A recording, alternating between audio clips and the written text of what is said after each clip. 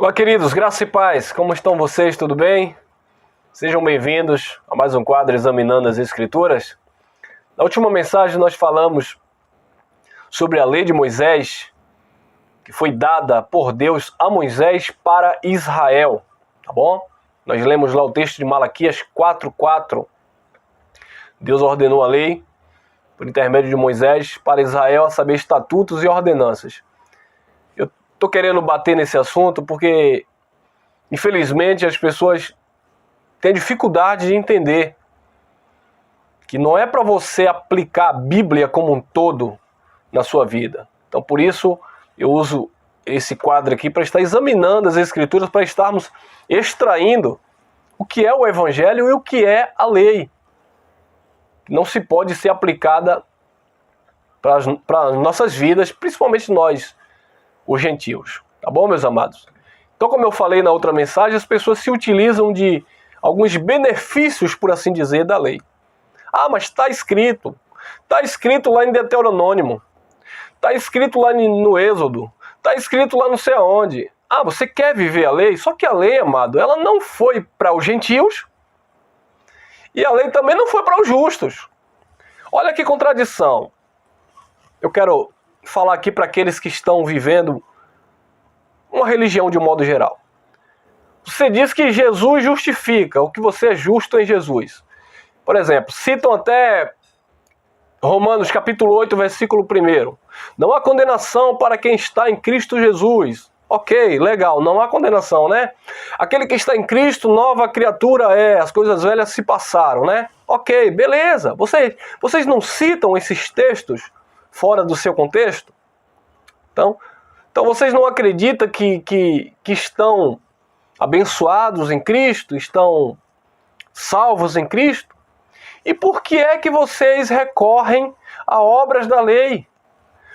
Por que é que vocês voltam, retrocedem, decaem da graça, como disse Paulo lá aos Gálatas?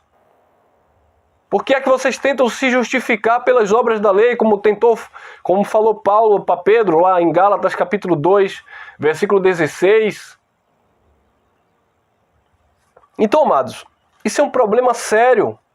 E o povo de Deus está deixando de viver a palavra, o evangelho puro e genuíno, porque estão ainda consultando a lei. E nós não fomos chamados para isso. Eu quero fazer uma leitura na primeira carta de Paulo a Timóteo, capítulo 1, versículo 3 em diante. Preste atenção, olhe. Como te roguei, quando partia para a Macedônia, que ficasse em Éfeso, para advertir a alguns a não ensinarem outra doutrina. Então Paulo estava rogando a Timóteo para que ele prestasse atenção ali em Éfeso, naqueles que estavam querendo ensinar o quê? Uma outra doutrina. Porque qual era a doutrina que estava sendo ensinada aqui por Timóteo, ou por Paulo? A graça e o apostolado. Só que Paulo mandou Timóteo ter cuidado, porque alguém poderia estar trazendo o quê? Uma segunda alternativa, uma outra doutrina. Um outro vento de doutrina. E que outra doutrina seria essa? Paulo vai falar que outra doutrina seria essa. Versículo 4. Nem se preocupassem com as fábulas ou genealogias intermináveis, pois que produzem antes discussões do que edificação para com Deus, que se fundamenta na fé. Então essas fábulas, essas doutrinas diversas, essas fábulas, essas genealogias, só ia trazer discussão, não trazia nenhum tipo de fundamento, não trazia nenhum tipo de edificação. E essa era a preocupação de Paulo. Essa tem sido a nossa preocupação, o nosso cuidado, o nosso zelo, para que os irmãos não estejam vivendo o quê? Fábulas, genealogias, debates e contendas acerca da lei que não vigora mais e nem foi outorgada para nós gentios. Então o povo, amado, o povo de Deus, infelizmente, os filhos de Deus, estão vivendo ou tentando viver algo que não foi enviado para nós. Nós não recebemos a lei, nós recebemos a graça e o apostolado. E Paulo estava mandando Timóteo ter cuidado com isso, para não deixar essas pessoas trazerem, sabe, esses ensinos para a igreja. Versículo 5. Mas o fim desta demonstração é o amor, que procede de um coração puro e de uma boa consciência e de uma fé não fingida, das quais coisas alguns se desviaram e se entregaram a discursos vãos. Então as pessoas se desviaram do amor, da boa doutrina, e se entregaram o quê? Aos discursos vãos, contendas e genealogias acerca de quê? Da lei. Paulo disse, não deixa a igreja participar disso. Não deixa a igreja se enredar por esses ventos de doutrina. Mas infelizmente é o que nós mais vemos hoje aí. E eles vão usar algumas coisas que, por exemplo, Jesus de Nazaré fez, amados. Jesus de Nazaré foi o último véu da lei. Jesus de Nazaré estava cumprindo a lei. Mateus capítulo 5, versículo 17, Jesus disse, eu não vim abirrogar, eu vim cumprir a lei. Jesus estava cumprindo a lei. Então as pessoas pegam hoje e fazem campanha, propósitos, baseando-se naquilo que Jesus de Nazaré fez. Só que Jesus era um judeu. E ele estava cumprindo a lei de Moisés para estabelecer a nova e eterna aliança. Então as pessoas se fundamentam naquilo que Jesus fez, fazem campanha com água, campanha com óleo, campanha com isso, campanha com aquilo. Nós não fomos chamados para viver esse misticismo judaico, amados. Ah, mas está escrito, mas não é para os gentios, era para os judeus. E não vigora mais, porque Jesus já cumpriu os pré-requisitos da lei. Toda as exigências da lei se cumpriram na pessoa de Jesus de Nazaré. Versículo 7. Querendo ser doutores da lei, embora não entendam nem o que dizem, nem o que com tanta confiança afirmam. Os doutores da lei. Então nós vemos hoje as pessoas querendo ser o quê? Doutor da lei, doutores da lei. Ah, porque está escrito em Deuteronômio, e porque em Êxodo, e porque lá em Juízes. Meus amados, nós não fomos chamados para viver o antigo pacto. Aquilo era para os judeus. Podemos ler, ter algumas informações, aprendermos, entendermos, separarmos, mas não é para se aplicar como doutrina, não aplica-se como doutrina para a igreja de Jesus. Infelizmente, Paulo disse, um pouco de fermento leveda estraga toda a massa. Jesus de Nazaré já dava sinais quando ele dizia assim, não se pode colocar vinho novo em odres velhos e vice-versa. Não se pode colocar remendo novo em roupa velha que vai se romper. Ou seja, a graça, essa sã doutrina, esse vinho novo, ele tem que ser colocado em odres novos. Nós precisamos entender que nós somos esses vasos novos onde a sã doutrina, o vinho novo, foi derramado. Não pode haver mistura. Um pouco de fermento estraga toda a massa. Infelizmente, a igreja está vivendo misticismo. Estão vivendo judaísmo em nome de evangelho. E isso é um perigo, amado. Versículo 8. Olha o que diz o versículo 8. Sabemos, porém, que a lei é boa. Olha, Paulo está falando da lei. Sabemos, porém, que a lei é boa se alguém dela usar legitimamente. Ah, você quer estar debaixo da lei? Você quer viver a lei de Moisés? Paulo, escrevendo aos Gálatas, ele disse que quem pratica a obra da lei está debaixo de maldição. Não que a lei fosse maldita, mas a não prática dela, ou seja, a desobediência, a transgressão a ela, se tornava maldição. Então por isso que Jesus veio morrer para remir os judeus que estavam transgredindo essa lei. Mas a lei era boa. A lei era santa, a lei era justa. Mas para quem? Para você, gentil? Para nós que estamos em Cristo? Obviamente que não. Para nós que fomos justificados por Jesus Cristo? Para nós gentios que já nascemos justificados na pessoa de Jesus? Obviamente que não. Então olha o que o apóstolo vai ensinar, versículo 8. Sabemos, porém, que a lei é boa, se alguém dela usar legitimamente. 9, presta atenção. 1 Timóteo, capítulo 1, versículo 9. Reconhecendo que a lei não é feita para o justo, mas para os transgressores, insubordinados, os irreverentes, os pecadores, ímpios, profanos, para os parricidas, matricidas e homicidas. Você é isso?